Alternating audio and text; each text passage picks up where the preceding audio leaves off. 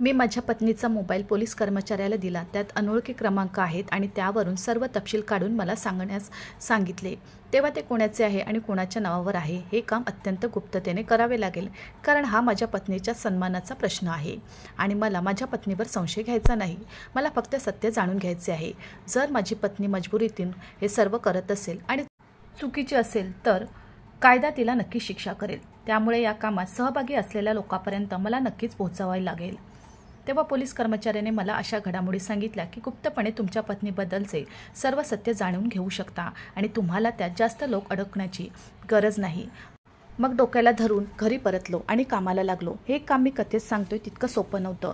त्यावेळी माझ्यावर काय चालले होते हे फक्त माझ्या हृदयालाच माहीत. घरी आलो आणि थेट बायकोच्या खोलीत गेलो. आज पुन्हा त्या दिवसापासून ही गोष्ट सुरू झाली. परदेशातून 6 वर्षांनी अचानक मायदेशी परतलो. माझ्या पत्नीला तिच्या प्रियकरासह पाहून मला धक्काच बसला आणि जेव्हा मी माझ्या मुलांकडे गेलो तेव्हा ते घाबरून ओरडले, काका खूप वाईट आहेत, खूप मारतात. मी खूप वर्षांनी माझ्या घरी परतत होतो. माझ्या आनंदाला सीमा नव्हती. मी परदेशात घालवलेल्या 6 वर्षात मी किती अडचणीतून गेलो हे फक्त मलाच माहीत. पत्नी आणि मुलांशिवाय 8 वर्षे काढावी लागली. हा माझ्या आयुष्यातील सर्वात कठीण अनुभव होता. मी आधी माझ्या पत्नीला फोन करून तिला याबद्दल सांगण्याचा विचार केला, पण नंतर दुसऱ्या क्षणी मी माझ्या पत्नीला याबद्दल आश्चर्यचकित करण्याचा विचार केला. मी फक्त माझ्या एका मित्राला सांगितले आणि तो माझा चांगला मित्र होता. त्याने मला खूप साथ दिली. जेव्हा मी त्याला माझ्या आगमनाची माहिती दिली तेव्हा माझे बोलणे ऐकून तो काही क्षण अस्वस्थ झाला आणि मला अस्वस्थपणे सांगू लागला की आजची रात्र तू तुझ्या घरी येणार नाहीस. हे ऐकून मला खूप आश्चर्य वाटले. मग मी त्याला सांगितले की मी तुझ्याकडे येईन. आज मला माझ्या बायकोला कसे तरी भेटायचे आहे. मला तुझी अस्वस्थता चांगली समजते आणि मला हे देखील माहीत आहे की तू या वर्षातील प्रत्येक क्षण कसा घालवला आहेस. परंतु आजची रात्र तू माझ्या घरी राहणे हे तुझ्यासाठी चांगले आहे. आम्ही दोघे बराच वेळ वाद घालत राहिलो. त्याने जे सांगितले ते स्वीकारणे मला मान्य नव्हते. माझ्याकडे पाहिल्यावर त्याने मला सांगितले की ठीक आहे, पण असे काही झाले तर मला जबाबदार धरू नकोस. मी त्याच्यावर नाराज झालो आणि विचारले की तू असे का बोलत आहेस. इतकी घाबरण्याची गरज नाही. मी फक्त तुला खंबीर राहण्यासाठी सांगत आहे. असे बोलून त्याने कॉल कट केला. माझी संध्याकाळी 7ची फ्लाईट आणि 3 तासाचा प्रवास होता. मी 9:30च्या सुमारास दिल्ली विमानतळावर उभा होतो. माझं घर इथून साधारण 5 तासांच्या अंतरावर होतं. मला माझ्या घरी पोचायला खूप उशीर होणार होता. माझा मित्र मला पुन्हा त्याच्यासोबत जायला पटवून देऊ लागला, पण मी मनात ठरवलं होतं की आधी भेटेन तर बायकोलाच भेटेन. मी त्याची माफी मागितली आणि गाडी घेतली आणि स्वतः चालवायला लागलो. त्याने मला ऑफर केली होती की तू थकला आहेस, तू आरामात झोपून गाडीत बसू शकतोस, पण मला त्याला माझ्यासोबत न्यायचे नव्हते. मी ज्या गावात राहत होतो ते एक छोटंसं गाव होतं आणि तिथली माणसंही लहान मनाची होती. मला चांगलेच माहीत होते. मी माझ्या मित्रांसोबत तिथे गेलो तर ते वेगवेगळ्या गोष्टींबद्दल बोलतील. असे म्हटले जाईल की तरुणाने पत्नी असूनही त्याच्या मित्राला त्याच्या घरी राहण्यासाठी आणले, फक्त त्याला या सर्व गोष्टींपासून वाचवण्यासाठी. मी माझ्या मित्राची माफी मागितली होती. आता मी माझ्या पत्नीला फोन करण्याचा विचार करू लागलो, पण त्यावेळी तिचा नंबर बिझी होता. हे पाहून आश्चर्य वाटले. 12 वाजले होते. माझे मन घाबरू लागले. अखेर रात्रीच्या यावेळी ती बोलत आहे. मी बराच वेळ प्रयत्न करत राहिलो. साधारण 1 वाजायला येत होता. तिने मला पुन्हा फोन केला. तिचा आवाज ऐकून मी माझ्या सगळ्या तक्रारी विसरलो. मी तिला विचारले की सर्व काही ठीक आहे का, तुझा नंबर का व्यस्त होता. अरे नाही तसं नाही, तुमचा गैरसमज झाला असेल. माझी पत्नी पटकन नकार देत म्हणाली, थोड्याच वेळापूर्वी ती मोबाईल फोन वापरायला शिकली होती आणि आता कदाचित ती स्वतःला तज्ज्ञ समजू लागली होती. मी सुद्धा जास्त वाद न घालता तिला सांगितले की ही माझी चूक असावी. मी तुला भेटण्यासाठी मरत आहे. मी तिला इतक्या भावनेने सांगितले की माझे ऐकून तिचे शब्दही तोत्रे होऊ लागले. मी तिला म्हणालो की मी तुला आश्चर्यचकित केले तर काही वेळाने मी तुझ्यासमोर आलो तर तू काय करशील. मी तुझी तहान भागवीन आणि तुला माझ्या प्रेमाने मदत करीन. तिने हसत हसत उत्तर दिले. बायकोचे बोलणे ऐकून माझ्याही चेहऱ्यावर हसू पसरले होते. हे मला चांगलेच माहीत होते. ती खूप हताश स्त्री होती आणि खूप भावुकही होती. मला माहीत होते की मी तिच्यासमोर जाऊन उभा राहीन तेव्हा ती स्वतःवर ताबा ठेवू शकणार नाही आणि स्वतःला माझ्या स्वाधीन करेल. मी फक्त त्या क्षणाची वाट पाहत होतो. मी गाडीचा वेग आणखी वाढवला. मी पण तिच्याशी बोलत होतो. अचानक माझ्या बायकोच्या खोलीचा दरवाजा उघडा आहे असे वाटल्यावर मी तिला फोनवर विचारले, कोण आहे. तर माझे बोलणे ऐकून ती थबकली. ती म्हणाली, अरे नाही कोणी नाही, मी एकटी आहे. मला दार उघडण्याचा आवाज आला. खोलीत कोणीतरी शिरल्यासारखं वाटलं. खरं तर घरात तिघांशिवाय कोणीच नव्हतं. अचानक तिचा श्वासोच्छवास वेगवान झाला. मला तिची काळजी वाटू लागली. मी तिला विचारले, तुला बरे वाटत आहे का. तिचा आवाज मोठ्या कष्टाने बाहेर पडत होता. ती मला म्हणाली, मला थोडा वेळ दे, मी काही वेळाने तुझ्याशी पुन्हा बोलेन. असे म्हणत तिने कॉल डिस्कनेक्ट केला. तर माझे मन अस्वस्थ झाले, कारण कॉल करण्यापूर्वी मी एका माणसाचा आवाज ऐकला होता. माझ्याकडे ये. मला माहीत नाही हा आवाज कोणाचा होता. मला खूप त्रास होऊ लागला. मी तिला पुन्हा फोन केला असता तिने फोन उचलला नाही. मग मी तिला सतत फोन करू लागलो. खूप वेळाने तिने कॉल उचलला तेव्हा तिने माझी माफी मागितली आणि म्हणाली, सॉरी, खरं तर इंटरनेट जरा स्लो चालू होतं आणि मला एक भयानक स्वप्न दिसलं होतं. ती खूप घाबरली होती. त्यावेळी तिचा आवाज नशेत होता. ती जेव्हा माझ्याजवळ असायची तेव्हाच मला तिचा असा आवाज ऐकू यायचा. ती आता दुसऱ्याच्या कुशीत असल्यासारखी मला शंका आली, पण मला माझ्या मनात हा प्रश्न करायचा नव्हता. मी माझ्या पत्नीवर खूप विश्वास ठेवला. माझा हा विश्वास कधीही तुटू नये अशी माझी इच्छा होती. म्हणूनच या सगळ्या गोष्टींकडे मी मुद्दाम नजर चुकवली. मी तिला म्हणालो, काळजी करू नकोस, मी काही वेळाने तुझ्यापर्यंत पोहोचतो. माझे बोलणे ऐकून ती हसायला लागली आणि म्हणाली, देवासाठी माझ्याशी अशी चेष्टा करू नकोस. तू किती वेळा माझ्याशी हा विनोद केला आहेस माहीत आहे का? प्रत्येक वेळी मी तुझी वाट पाहायचो. वाट पाहत सकाळ व्हायची आणि सकाळी तू मला सांगायचीस की तू माझ्याशी मस्करी केलीस. ती रडणार होती. तिचं बोलणं ऐकून मलाही जरा काळजी वाटली. ती बरोबर होती. प्रत्येक वेळी मी खोट्या मनाने तिचे सांत्वन केले. मला का कळत नाही, ती माझी वाट पाहत आहे हे कळल्यावर ती माझ्यासाठी तळमळत होती, बेचैन होत होती. नुसता आनंद अनुभवायचा प्रयत्न करून माझ्या बायकोचं मन किती वेळा दुखावलं गेलं माहीत नाही. त्यावेळी काळजी घे. यावेळी मी अजिबात खोटं बोलत नाही किंवा मस्करी करत नाहीये, पण खरं बोलतोय. मी गावापासून 2 तासाच्या अंतरावर आहे. मी तुझ्यापर्यंत 2 तासांनी पोहोचेन. त्या क्षणी मला त्या माणसाचा आवाज पुन्हा ऐकू आला. मी तिला सांगितले की आता कॉल डिस्कनेक्ट करण्याची गरज नाही, माझ्याशी बोलत राहा. तिच्या तोंडातून विचित्र आवाज येत होते. तिला खूप अस्वस्थ वाटत होतं. तिची अस्वस्थता पाहून मलाही अस्वस्थ वाटू लागले. मला आता अस्वस्थता सहन होत नव्हती. मी कॉल डिस्कनेक्ट केला. आता कसं तरी घर गाठायचं होतं. मी गाडीचा वेग वाढवला. साधारण 2 तासाने मी माझ्या घराच्या दारासमोर उभा होतो. खरं तर माझं घर खूप छोटं होतं आणि तेही बांधलं नव्हतं. घराला 2 खोल्या होत्या, अंगण आणि त्याभोवती भिंत होती. दूर असूनही मला माझे घर बांधता आले नाही. याचे सर्वात मोठे कारण म्हणजे माझ्या वडिलांच्या मृत्यूपूर्वी माझ्यावर खूप मोठे कर्ज होते, जे फेडण्यासाठी मला 6 वर्षे लागली.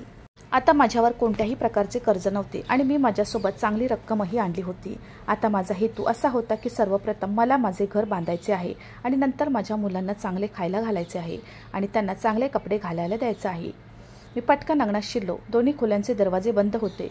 मी एका खोलीत गेलो तर माझी मुले आत झोपली होती. मुलांना पाहून माझ्या चेहऱ्यावर हास्य पसरले. मी इथून निघालो तेव्हा दोघेही 2 वर्षाचे होते आणि आता बऱ्यापैकी मोठे झाले होते. मी माझ्या मुलावर खूप प्रेम केले, कारण मला माहीत होते की तो मोठा झाल्यावर तो माझी बाजू बनेल. या कारणास्तव मी जेव्हा बाहेरून वस्तू पाठवायचो तेव्हा त्या माझ्या मुलांसाठी पाठवायचो. मी माझ्या मुलांच्या कानात कुजबुजलो आणि त्यांना विचारले, आई कुठे आहे? काकांबरोबर असं म्हणत तो पुन्हा झोपी गेला. त्याचं बोलणं ऐकून पायाखालची जमीनच सरकल्यासारखं वाटलं. मी त्याला हलवले आणि विचारले, तू काही क्षणापूर्वी काय म्हणालास? तुझी आई कुठे आहे? आधी तो आश्चर्याने माझ्या चेहऱ्याकडे बघत राहिला. मग त्याने मला घट्ट मिठी मारली आणि तो मोठ्या आवाजात ओरडू लागला, आई बाबा आले आहेत, आई बाबा आले आहेत. माझी मुलगीही उठून बसली आणि ती मोठी झाली होती. तिने मला मिठी मारली. मी दोघांनाही तिथेच सोडले. मी पटकन धावत दुसऱ्या खोलीत दारासमोर उभा राहिलो. आतून मला माझ्या बायकोच्या किंकाळ्या ऐकू येत होत्या. असे दिसत होते की जणू कोणीतरी तिचा ताबा घेतला आहे आणि तिच्यावर पूर्ण वर्चस्व निर्माण केले आहे. मी दार जोरात वाजवायला लागलो. थोड्या वेळाने किंचाळण्याचा आवाज बंद झाला. आता सगळीकडे शांतता पसरली होती. मी पुन्हा दरवाजा वाजवला आणि म्हणालो, मधू.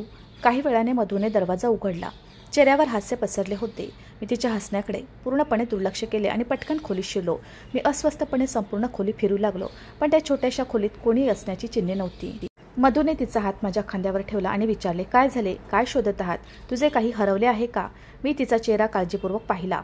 झडप घालण्याचा प्रयत्न केला, पण तिच्या चेहऱ्यावर काळजीशिवाय काहीच दिसत नव्हते. की ती खोटं बोलायला शिकली होती. मी तिला म्हणालो, काही नाही, आणि माझ्या जवळ ये. आणि तिचे हात माझ्या गळ्यात घालून मी म्हणालो, तू खूप थकली आहेस, ये मला तुझा थकवा दूर करू दे. मी तिच्या डोळ्यात पाहिलं तर तिच्या डोळ्यात नशा होती. असे वाटत होते की थोड्या वेळाने ती स्वतःला माझ्या स्वाधीन करेल आणि मी तिचे प्रेम स्वीकारले नाही तर ती मुद्दाम माझ्यावर वर्चस्व गाजवेल. मी पण बरीच वर्षे थकलो होतो आणि तिला भेटायला उत्सुक होतो. मी सर्व मर्यादा ओलांडण्यापूर्वी तिच्या अंगातून येणाऱ्या सुगंधात मला प्रत्येक क्षण आठवत होता. माझा मुलगा पटकन खोलीत आला आणि माझा हात धरून म्हणाला, बाबा मला सांगा, तुम्ही माझ्यासाठी काय आणले आहे? माझ्या मुलाचे बोलणे ऐकून माझ्या चेहऱ्यावर हसू पसरले. मी त्याला माझ्या जवळ घेऊन मिठी मारली आणि त्याला सांगितले की मी तुझ्यासाठी ते सर्व आणले आहे ज्यासाठी तू मला सकाळची वाट पाहण्यास सांगितले होते. सकाळी मी तुझ्या वस्तू तुझ्याकडे सोपवतो. आता मला तुझ्या आईला काहीतरी दाखवायचे आहे. हे माझ्या मुलाला सांगून मी पुन्हा माझ्या पत्नीकडे लक्ष दिले. मी त्याला खोलीबाहेर पाठवले आणि खोलीला कुलूप लावले. दुखावलेल्या नजरेने माझ्याकडे पाहत असलेल्या पत्नीकडे मी एक कटाक्ष टाकला. मी पटकन तिच्या जवळ गेलो. तिच्या कमरेवर एक हात ठेवला आणि तिला माझ्या जवळ केले. आता आमच्यात अजिबात अंतर नव्हते. माझा श्वास आणि तिचा श्वास दोन्ही एकमेकात विलीन होत होते. या क्षणाची मी किती वाट पाहिली होती हे तुम्हा सर्वांना माहीत आहे. माझ्या छातीवर डोकं ठेवत माझी बायको म्हणाली, मी तिच्या डोक्याचं चुंबन घेतलं. तिला म्हणालो, मी तुला चांगलं ओळखतो. मला हेही माहीत आहे की तू माझ्यासाठी इतकी वर्ष स्वतःला सांभाळून ठेवलेस. अचानक ती मऊ झाली. जणू काही तिला माझ्याकडून अशा प्रकारची अपेक्षाच नव्हती. तिने माझ्यापासून दूर जाण्याचा प्रयत्न केला, पण मी तिला पुन्हा माझ्याकडे ओढले. तू मला थोडा वेळ दे, मी फ्रेश होऊन येईन आणि मग तुझ्या सर्व इच्छा पूर्ण करेन आणि तुझा एकटेपणा संपवून टाकेन. एवढं बोलून ती पटकन खोलीतून बाहेर पडली. मी बेडवर बसून राहिलो. यावेळी ती खूप थरथर कापत होती. माझी पत्नी माझी फसवणूक करत आहे की काही गैरसमज होता. मी बराच वेळ विचार करत राहिलो, पण माझ्या मनात जे काही येत होते त्यावर विश्वास ठेवायचा नव्हता. थोड्याच वेळापूर्वी माझ्या पत्नीच्या खोलीतून ओरडण्याचा आवाज ऐकून माझे हृदय रागाने धडधडू लागले. या सर्व गोष्टींवर विश्वास ठेवणे माझ्यासाठी खूप कठीण होते, कारण माझ्या पत्नीवर खूप प्रेम होते.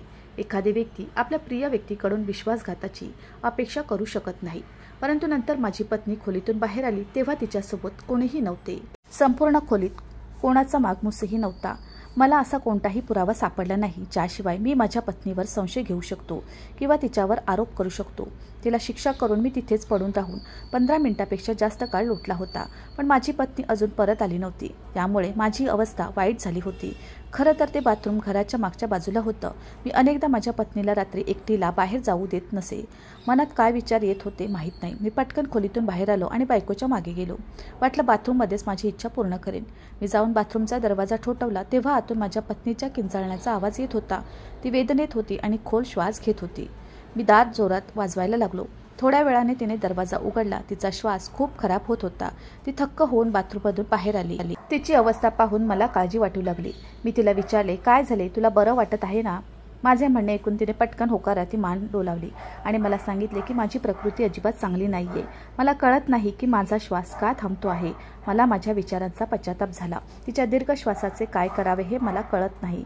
खरं तर तिची तब्येत बिघडली होती. मी तिला माझ्या मिठीत घेतले आणि परत खोलीत आणले. तिला बेडवर ठेवले आणि मग तिच्या जवळ बसलो. मी तिच्या केसातून बोटे फिरवू लागलो. ती माझी माफी मागू लागली आणि म्हणाली, मला माफ करा. मी तुझी इच्छा पूर्ण करू शकले नाही. मी तिला म्हणालो, हरकत नाही, आता कसेही करून मी आयुष्यभर इथेच राहणार. आता मी तुला कधीही नियंत्रित करू शकतो. तुर्तास स्वतःची काळजी घे. मी 6 वर्ष तिच्यापासून दूर असतानाही तिच्या शरीरात बरेच बदल दिसत होते. मला वाटत होतं की ती पूर्वीसारखीच असायला हवी होती, पण तिच्या शरीराचा बदलता आकार पाहून मला पुन्हा शंका येत होती. काही वेळाने ती गाढ झोपेत गेली तर मी खोलीत चालू लागलो. अचानक माझी नजर खोलीच्या कोपऱ्यावर गेली. मी त्या वस्तूकडे गेलो आणि बघितल्यावर पायाखालची जमीनच निघून गेली असे वाटले. माझी पत्नी हे सर्व करू शकते याची कल्पनाही मी करू शकत नव्हतो. मी पटकन तिकडे गेलो आणि मला अपेक्षाही नव्हती असे काहीतरी उचलले. हे सर्व घडले होते. मग मी पत्नीकडे धाव घेतली. बाजूला पडलेला मोबाईल उचलला. खरं तर मी तिला टच मोबाईल दिला होता. ती माझ्याशी बोलायची आणि मी तिच्याशी व्हिडिओ कॉलवर बोलायचो. मी पटकन तो मोबाईल उचलला, पण हे पाहून निराश झालो. तो मोबाईल लॉक होता. मी माझ्या बायकोला जोरात हलवले आणि मोबाईल लॉक उघडण्यास सांगितले. मी जे बोललो ते ऐकून आधी तिला आश्चर्य वाटले. त्रासाचे परिणाम तिच्या चेहऱ्यावर दिसत होते. तिने झपाट्याने नकारार्थी मान हलवली आणि मला सांगितले की ती मोबाईलचे लॉक उघडू शकत नाही. मला राग आला. मला खूप आश्चर्य वाटले. तिने मोबाईलचे लॉक उघडण्यास का नकार दिला? मी तिला म्हणालो, शेवटी काय आहे या मोबाईलमध्ये? तू लॉक का उघडू शकत नाही? आत्ताच लॉक उघड, नाही तर माझ्यापेक्षा वाईट कोणी होणार नाही. जेव्हा मी तिला धमकी दिली तेव्हा ती रडायला लागली आणि म्हणाली की तू माझ्याशी असे करू शकत नाहीस. मी तिला दोन्ही हातांनी पकडून हलवले आणि म्हणालो, अगदी तसंच जसे तू माझ्याशी करत आहेस. तुला काय वाटतं, तू मला फसवशील आणि मला कळणारही नाही? तिने माझ्यासमोर हात जोडले. मला सांगितले की मी तुला कोणत्याही प्रकारे फसवत नाही. जेव्हा तू माझ्या खोलीत शिरलास, आजूबाजूला अस्वस्थपणे पाहत होतास, तेव्हा मला माहीत होते की तू माझ्यावर संशय घेऊ लागला आहेस. माझी इच्छा असती तर मी तुझ्या शंकाचे निरसन करू शकले असते, पण मला माहीत आहे की तू माझ्यावर विश्वास ठेवणार नाही आणि तू माझ्यावर संशय घेत राहशील. ती अजून काही बोलायच्या आधीच मी माझ्या मुलाच्या ओरडण्याचा आवाज ऐकला. मी धावत त्याच्या खोलीत गेलो. मला अजिबात कल्पना नव्हती झोपेत तो असं घाबरतो आणि माझ्या बायकोनेही मला याबद्दल सांगितले नाही. माझा मुलगा मोठ्या आवाजात ओरडत होता, नाही नाही, असं करू नको. मी त्याच्याजवळ जाऊन बसलो आणि त्याला जोमाने हलवू लागलो. थोड्या वेळाने त्याच्या संपूर्ण शरीराला धक्का बसला. पटकन शुद्धीवर आला. मग त्याने मला मिठी मारली आणि म्हणाला, अंकल खूप घाणेरडे आहेत, अंकल खूप घाणेरडे आहेत. थोड्या वेळापूर्वी त्याने मला सांगितले होते की आई काकांकडे आहे. आताच तो म्हणत होता, काका खूप घाणेरडे आहेत. नक्कीच काहीतरी काळभेर होतं. मी त्याला विचारले, तू कोणत्या काकाबद्दल बोलत आहेस? माझे म्हणणे ऐकून तो अचानक गप्प झाला. मी घाबरून बसलेल्या माझ्या बायकोकडे एक नजर टाकली. तिचीही तीच अवस्था झाली होती. काही वेळातच ती चक्कर येऊन बेशुद्ध होईल असं वाटत होतं. मला माहीत नव्हते की माझ्या अनुपस्थितीत असे काय होईल ज्यामुळे केवळ माझी पत्नीच अनियंत्रित होणार नाही, तर तिच्यासोबत माझी मुलेही बिघडतील. तो बराच वेळ मला मिठी मारत राहिला आणि मी त्याला थप्पड मारत राहिलो. तो पुन्हा झोपी गेला हे लक्षात आल्यावर मी त्याला काळजीपूर्वक कॉटवर बसवले. पुन्हा माझ्या खोलीत गेलो. मी पाहिले की माझी पत्नी तिचे डोके दोन्ही हातात धरून आहे. तिला मोबाईलमधून जे काही डिलीट करायचे होते ते तिने डिलीट केले असावे हे मला माहीत होते. मला बघून ती डोळ्यात पाणी आणत म्हणाली, तुला माझा मोबाईल चेक करायची एवढी आवड असेल तर माझा मोबाईल चेक कर. माझ्या चेहऱ्यावर हसू पसरले. मी तिला विचारले, तू मला एवढा मूर्ख समजलीस का? मला माहीत आहे तुला जे काही लपवायचं होतं ते तू लपवून ठेवलं असशील. आता माझा तिच्या मोबाईलशी काही संबंध नाही. माझे कनेक्शन फक्त तुझ्याशी आहे. आता तू मला सांग हे सगळं काय होत आहे? मी तुला खरं सांगते, काही झालं नाही आहे. तुमचा फक्त गैरसमज झाला आहे असं म्हणत ती पुन्हा रडू लागली. तिला स्वतःकडे सोडून मी तिचा मोबाईल घेतला आणि पटकन खोलीतून बाहेर पडलो. माझ्या पाठीमागे ती ओरडू लागली आणि मला माझा मोबाईल परत दे म्हणू लागली. पण मी तिचा मोबाईल तिच्या हातात दिला नाही. आता माझा रस्ता त्या गावाकडे होता. पहाट झाली होती. उन्हाळ्याची सकाळ होती. सगळीकडे प्रकाश पसरला होता. कोणत्याही प्रकारची भीती नव्हती. शांतपणे तिथे बसलो. तिचा मोबाईल तपासू लागलो. थोड्या वेळाने मी तिचा सर्व डेटा रेकॉर्ड केला. एका मुलाचा मेसेज आला जो तिच्याशी घाणेरडा बोलत होता आणि तो तिच्या घाणेरड्या फोटोची मागणी करत होता. मला खात्री होती की माझ्या पत्नीने त्याला नकार दिला असेल. पण जेव्हा मी माझ्या पत्नीचे घाणेरडे फोटो पाहिले तेव्हा मला माझ्या पायाखालची जमीनच सरकल्यासारखे वाटले. मी इथे नसताना माझ्या पाठीमागे ती हे सर्व करू शकते याची कल्पनाही करू शकत नाही. त्यानंतर काही वेळाने हे रहस्यही माझ्यासमोर उघड झाले. ती त्या मुलाला भेटत राहते. मला त्या मुलाला बघून त्याच्याबद्दल जाणून घ्यायचे होते. पण त्या मुलाने त्याच्या मोबाईलमध्ये स्वतःबद्दल कोणतीही माहिती ठेवली नव्हती. त्याने माझ्या पत्नीला त्याचे नावही सांगितले नाही. मला आश्चर्य वाटले की अशी एक व्यक्ती आहे ज्याचे नाव सांगितले नाही किंवा त्याचे चित्र पाठवले नाही. माझी बायको यात कशी असू शकते? मी तिचा व्हॉट्सॲप उघडला आणि तिच्या वतीने मेसेज केला. काही वेळाने तुमचा नवरा घरी परतल्याचा मेसेज आला. त्याचा हा मेसेज पाहून मला राग आला. मी पुन्हा टाईप केले की माझे पती परत आले आहेत. मात्र दुसऱ्या दिवशी तोही काही महत्त्वाच्या कामासाठी शहरात जाणार आहे. रात्री 9 वाजता तू माझ्याकडे ये. ही तुझी खूप चांगली गोष्ट आहे. तुला पाहण्यासाठी मी खूप उत्सुक आहे. तुला माहीत नाही की तू माझ्यावर जादू केली आहेस. मी तुला भेटेपर्यंत तुझ्याजवळ गेल्याशिवाय शांतता मिळणार नाही. आता मला या माणसाचा खूप राग आला. मी माझे दिवस आणि रात्र अस्वस्थतेत घालवू लागलो. मी त्याच्या या सगळ्या गोष्टी ऐकत असताना तो मधुशी बोलतोय असं त्या मुलाला वाटलं. त्याला जिवंत गाडावं असं वाटलं. पण मला हुशारीने वागावे लागले. प्रथम मला त्या मुलाचे वास्तव उघड करायचे होते. मी बराच वेळ त्या मुलाशी बोलत राहिलो. माझ्या लक्षात आले की तो मुलगा एक नंबरचा फसवा आणि धूर्त आहे. त्याने माझ्या बायकोला खूप धूर्तपणा शिकवला होता. त्याच्या ताब्यात माझी पत्नी आहे. मी माझ्या पत्नीला चांगले ओळखत होतो. माझी पत्नी खूप हुशार स्त्री होती. तिला नियंत्रित करणे कठीण नव्हते तर अशक्य होते. मला माहीत नाही की त्या माणसाने माझ्या पत्नीचे असे काय केले की माझी पत्नी त्याच्यासोबत हे सर्व करण्यास तयार झाली. माझ्या बायकोकडून काही गुपित होतं की माझी बायको हे सगळं मुद्दाम करत होती. आता मला हे जाणून घ्यायचे होते आणि त्यासाठी माझ्या मनात एक चांगली कल्पना आली. सकाळी घरी आल्यावर मी अगदी नॉर्मल होतो. मी माझ्या पत्नीशी बोललो. माझा अंदाज पाहून ती खूप खुश झाली. ती पटकन माझ्याकडे आली आणि माझा हात धरून ती म्हणाली, तू माझ्यावर विश्वास ठेवला आहेस की अजून काही विचार करत आहेस? हे ऐकून मी हसू लागलो. मी तिला दिलासा देत म्हणालो, असं काही नाही. मी तुझ्यावर संशय घेत होतो. मला माफ कर. मी पुन्हा असं कधीच करणार नाही. ती या व्यक्तीच्या प्रेमात पडली आहे हे मला समजले होते. आपणही त्या व्यक्तीवर विश्वास ठेवायला हवा. माझ्या पत्नीने मला मिठी मारली आणि रडू लागले आणि मला म्हणाली की मी पण तुझ्यावर खूप प्रेम करते. तुझ्याशिवाय माझे आयुष्य जगणे माझ्यासाठी अवघड नाही तर अशक्य आहे. मला पुन्हा कधीही सोडून जाऊ नकोस. तिने निर्भयपणे मला मिठी मारली. ती मला तिच्या प्रेमाची खात्री देत होती. जर मला तिच्या वास्तविकतेबद्दल माहिती नसते तर कदाचित मी तिच्या प्रेमावर विश्वास ठेवला असता. मी काही क्षणापूर्वी जे पाहिले आणि ऐकले होते ते सर्व केल्यानंतर माझ्या पत्नीवर विश्वास ठेवण्यासाठी मला माझ्या पायावर कुऱ्हाड मारायची नव्हती. मग ती माझ्याकडे बघून हसायला लागली आणि मला म्हणाली की काही वेळाने मुलं शाळेत जाणार आहेत. मुलं शाळेत गेल्यावर आम्ही दोघेही या घरात पूर्णपणे एकटे असू. आता माझी प्रकृती पूर्णपणे ठीक आहे. आता मी तुझ्या सर्व इच्छा पूर्ण करू शकते. असे म्हणत तिने मान टेकवली आणि लाजू लागली. बऱ्याच वर्षांनी मी तिला लाजताना पाहिलं होतं. काल रात्री सुद्धा मी तिच्याकडे गेलो पण तिच्या चेहऱ्यावर लाज नव्हती. ही बाबही लक्षात आली. मलाही आश्चर्य वाटले पण त्यावेळी मी दुर्लक्ष केले. मी हसत हसत तिला म्हणालो, आज नाही. आज मला काही महत्त्वाच्या कामासाठी घराबाहेर पडायचे आहे. मी तुला वचन देतो की मी तुला रात्री नक्की भेटेन. असे बोलून मी तिथून निघालो. आता बायकोकडे बघावंसं वाटत नव्हतं. तिला स्पर्श करणे ही खूप दूरची गोष्ट होती. तिच्या चेहऱ्यावर होणारा परिणाम मला चांगलाच जाणवत होता. मी घरातून बाहेर पडत असताना ती पटकन माझ्याकडे आली आणि माझा हात धरून म्हणाली, तू असं कसं करू शकतोस? तू मला अस्वस्थ करून घराबाहेर कसे जाऊ शकतोस? इतकी वर्ष मी किती त्रास सहन केला आहे याची तुला कल्पना आहे का? मी प्रत्येक क्षणी तुझ्यासाठी तळमळते. आता तिला तिच्यासमोर उघड करावं असं माझ्या मनात आलं. मला बघायचे होते की ती किती खोटं बोलू शकते आणि ती मला किती फसवू शकते. मी तिला सांगितले की मला या सर्व गोष्टींची चांगली माहिती आहे. तू ही माझी असहायता समजून घेण्याचा प्रयत्न कर. तुझी एकही इच्छा पूर्ण करण्याच्या स्थितीत मी नाही. मला अजून खूप काम करायचे आहे. मी महत्त्वाचे काम पूर्ण करेपर्यंत मी तुला खुश करू शकणार नाही. मला एकदा परत येऊ दे, मग तू म्हणशील ते होईल. तिच्या डोळ्यातून अश्रू वेगाने वाहू लागले. तिच्या डोळ्यातून वाहणारे अश्रू पाहून क्षणभर मन खिन्न झाले. पण पुढच्या क्षणी तिची हकीकत आठवली. मी तिच्याकडे न बघता घराबाहेर पडलो. आता मी दुसऱ्या गावात राहणाऱ्या माझ्या मित्राच्या घरासमोर होतो. हा नंबर मला माझ्या मित्राला द्यायचा होता, कारण तो पोलिसात होता. मला खात्री होती की तो या नंबरची सर्व माहिती सांगेल आणि मला देईल. मी त्याला हा नंबर दिला तेव्हा तो नंबर पाहून थक्क झाला. मी त्याला म्हणालो, यार काय झाले तुला? मी तुला फक्त या नंबरचे तपशील शोधण्यासाठी सांगत आहे. त्याने मला विचारले की आधीच सांग काय झाले. त्याबद्दल मी उद्याच सांगू शकेन. तुर्तास कृपया मला त्याचा तपशील दे.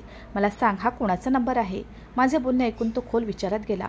अंदाज लावता आला नाही सध्या त्याच्या मनात काय चालले आहे. माझ्या आयुष्यात पहिल्यांदाच मला भाव वाचायला खूप अवघड जात होते. तो बराच वेळ विचार करत राहिला. मग मला म्हणाला की त्याला एका रात्रीचा वेळ हवा आहे. एका रात्रीनंतर मी तुला त्याचे तपशील देईल. ते सोड राहू दे. त्याचा काही उपयोग होणार नाही, कारण एका रात्रीनंतर मग हे मला सर्व कळेल. असं म्हणत मी त्याच्या जवळ बसलो. मी माथा टेकवला होता. त्याने माझ्या खांद्यावर हात ठेवला. माझे सांत्वन करताना तो म्हणू लागला, कधी कधी माणसाच्या आयुष्यात अशा समस्या निर्माण होतात ज्याची त्याला कधीच अपेक्षा नसते. अशा परिस्थितीत माणूस स्वतःला हरवू लागतो. मी त्याच्या बोलण्याकडे दुर्लक्ष केलं.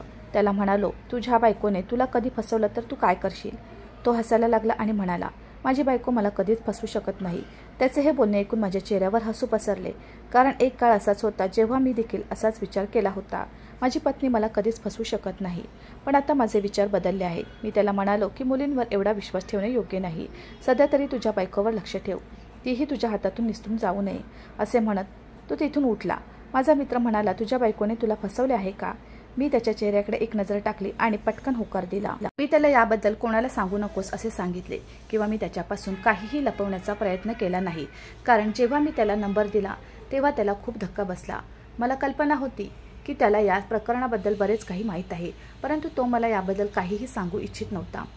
आणि मी अशा लोकांपैकी नक्कीच नव्हतो जे इतर लोकांकडे भीक मागतात आणि त्यांच्या कामासाठी इतर लोकांकडून मदत घेतात आणि त्या लोकांमध्ये गणले जातात. जो नेहमी स्वतःचे काम शोधतो, तो कितीही कठीण असला तरी ते इतके कष्ट करतात की यशस्वी होतात. जेव्हा मी घरी आलो तेव्हा माझी बायको घराभोवती काजळी घेऊन फिरत होती. माझ्याकडे पाहून तिच्या चेहऱ्यावर उदास दिसत होते, पण आता मला तिच्या चेहऱ्यावरच्या दुःखाचा त्रास होत नव्हता की तिच्या नाराजीची मला काळजी वाटत नव्हती. मी तिच्याकडे लक्ष देत नाही हे पाहून ती पुन्हा माझ्याजवळ आली आणि मला विचारले की तू माझ्याशी असे का वागतो आहेस? तू माझ्यापासून इतका दूर का जातोस? तू माझ्यावर रागावलंस का? नाही यार, मी तुझ्यावर का रागावू? हा फक्त गैरसमज आहे. सर्व काम पूर्ण करूनच मी तुझ्याकडे येईन आणि तुझी इच्छा सहजतेने पूर्ण करेन असे मी तुला सांगितले आहे. असं म्हणत मी पुन्हा माझ्या मोबाईलमध्ये व्यस्त झालो. अचानक तिने माझ्या हातातून मोबाईल काढून घेतला. मला तिच्याकडून अशा वागण्याची अपेक्षा नव्हती. मी तिला मोबाईल देण्यास सांगितले, मात्र तिने मोबाईल मागे लपवून ठेवला होता. ती मला सांगू लागली, आधी तू मला वास्तव सांग. मी तिच्या तोंडावर जोरात चापट मारली. तिचा मोबाईल घेतला. तिला इशारा देत हे सर्व करण्याचा प्रयत्न करू नकोस, अन्यथा माझ्यापेक्षा वाईट कोणी होणार नाही असे सांगितले. मी माझ्या मोबाईलमध्ये माझ्या पत्नीचे व्हॉट्सअप कनेक्ट केले होते. आता जेव्हा तो मेसेज करेल तेव्हा मला कळेल. मी सकाळपासून त्याच्या मेसेजची वाट पाहत होतो. संध्याकाळी 4च्या सुमारास त्या माणसाचा मेसेज आला. त्याने माझ्या पत्नीला सांगितले की मी तुला भेटायला रात्री 9 वाजता येतो आहे. माझ्या पत्नीनेही त्याला येण्याची परवानगी दिली. हे बघून माझ्या चेहऱ्यावर राग आला. माझ्याकडून बदला घ्यायचा विचार ती नक्कीच करत होती, पण ती स्वतःचे किती नुकसान करणार होती हे तिला माहीत नव्हते. मी घरी गेल्यावर माझी पत्नी पटकन माझ्याकडे आली. मला खात्री होती की ती मला कुठेतरी पाठवण्याबद्दल बोलत होती, पण ती सांगण्याआधीच मी तिला सांगितले की मी आज रात्री माझ्या मित्राच्या ठिकाणी जाणार आहे. मला माफ कर. ती खूप खुश झाली.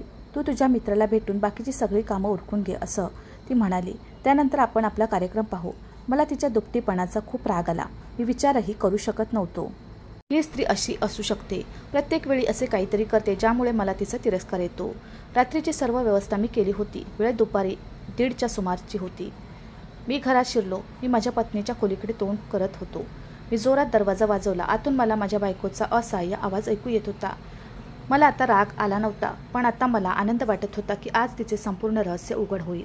मी तिला माझ्या आयुष्यातून बाहेर काढेन. त्यानंतर मी माझ्या मुलासोबत नवीन आयुष्य सुरू करेन, जिथे फक्त आनंद असेल.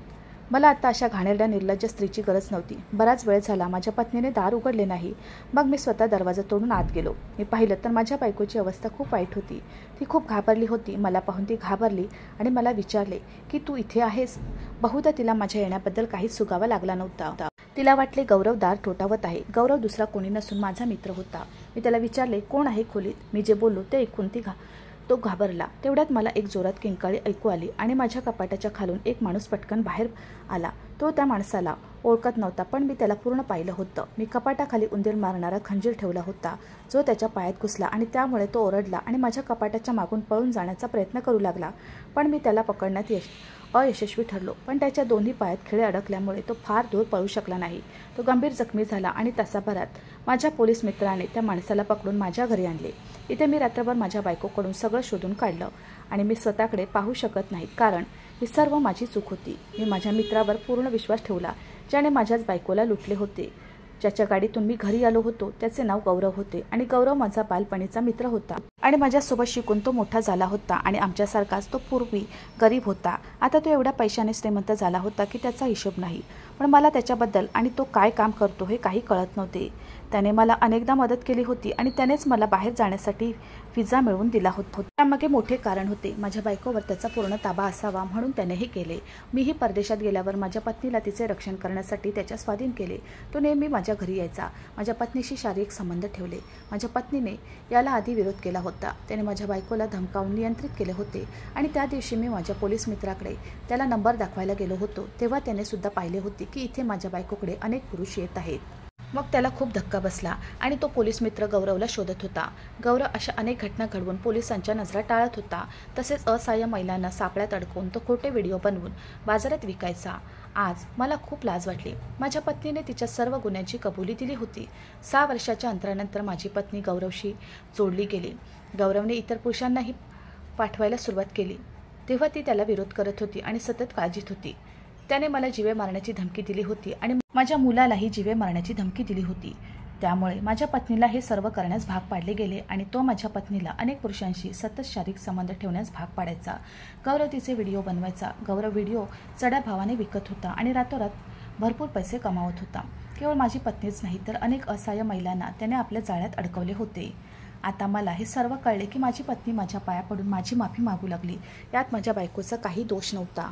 ही सगळी माझी चूक आहे. पोलीस कर्मचाऱ्यासह गौरवला पकडले. गौरववर 20हून अधिक गुन्हे दाखल आहेत. त्याला फाशीची शिक्षा सुनावण्यात आली आणि सर्व अश्लील व्हिडिओ जप्त करण्यात आले. मागे फक्त माझी पत्नी हजर होती. ती बेडवर बसून रडत होती. मला तिचं खूप वाईट वाटत होतं. शेवटी तिला असा निर्दोषपणा दाखवायची काय गरज होती आणि घाबरायची काय गरज होती. तिने एकदा माझ्याशी बोलले असते तर हे सर्व घडले नसते. त्यामुळे मला तिचा खूप राग आला होता, पण मी तिला सोडू शकत नव्हतो. ती माझ्या मुलांची आई होती आणि ते माझे प्रेम होते. तिच्यासोबत जे काही झाले त्यात माझीही चूक होती. म्हणूनच मी तिला माफ करण्याचा निर्णय घेतला. जवळपास महिनाभर तिच्यावर रागवल्यानंतर मी तिला माफ केले. जे काही पैसे मी सोबत आणले होते ते मी व्यवसायात गुंतवले. काही वर्षांनी तो व्यवसाय भरभराटीला आला आणि मला लाखो रुपये मिळू लागले आणि मी माझ्या गावातील जमीन विकून शहरात घर घेतले. कारण गावातील लोकांना माझ्या बायकोबद्दल बळजबरीने समजले होते आणि माझ्या बायकोमुळे माझ्या मुलांवर कोणी हल्ला करू नये असे मला वाटत होते. हे सर्व तिने आपल्या नकळत केले होते. तिने पहिल्या दिवशी मला गौरवचे सत्य सांगितले असते तर तिला ही 6 वर्ष सहन करावी लागली नसती. कारण माझ्या दूर राहिल्यामुळे ती गौरवशी जोडली गेली होती. तिला ब्लॅकमेल करणाऱ्या गौरवची ही सर्वात मोठी चूक होती. आता जर कधी तुमच्यावर कोणाची वाईट नजर असेल तर तुम्ही तुमच्या नातेवाईकांना नक्कीच सांगा आणि त्याला विरोध करा. आता मी माझी मुले आणि पत्नीसह एका चांगल्या पोस्ट कॉलनीत राहतो. पुन्हा मी माझ्या पत्नी आणि मुलांना एकटे सोडले नाही, कारण मला माहीत आहे की हे जग आहे आणि या जगात प्रत्येक पायरीवर फसवणूक आहे. कधी स्वतःच्या माणसांची फसवणूक करतो तर कधी दुसऱ्यांची फसवणूक करतो. आपण प्रत्येक पावलावर निश्चित पावले टाकली पाहिजेत आणि आपल्या सभोवतालचे प्रत्येक दृश्य ओळखले पाहिजे, कारण एखादी व्यक्ती त्याच्याकडे निर्देशित केलेली वाईट नजर एका दृष्टिक्षेपात ओळखू शकते. सावध राहा, सतर्क राहा. मित्रांनो, मला आशा आहे की तुम्हाला आमची कथा आवडली असेल. कथा आवडली असेल तर व्हिडिओला लाईक करा. चॅनलवर नवीन असाल तर चॅनलला सबस्क्राईब करा आणि हो, नोटिफिकेशन बटन दाबा, जेणेकरून तुम्हाला पुढील अपडेट सर्वात आधी मिळतील. तुमचा मौल्यवान वेळ कथा ऐकण्यासाठी दिल्याबद्दल धन्यवाद. पुन्हा भेटू अशाच एका नवीन कथेसोबत.